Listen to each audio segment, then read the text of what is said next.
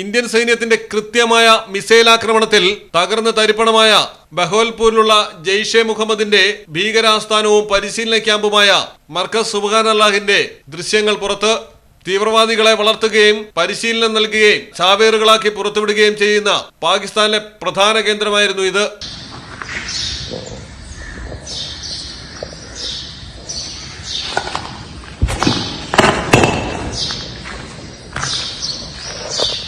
ഈ ആക്രമണത്തിൽ ജെയ്ഷെ മുഹമ്മദ് സ്ഥാപകൻ മൗലാന മസൂദ് അസറിന്റെ കുടുംബാംഗങ്ങൾ കൊല്ലപ്പെട്ടതായും സൂചന.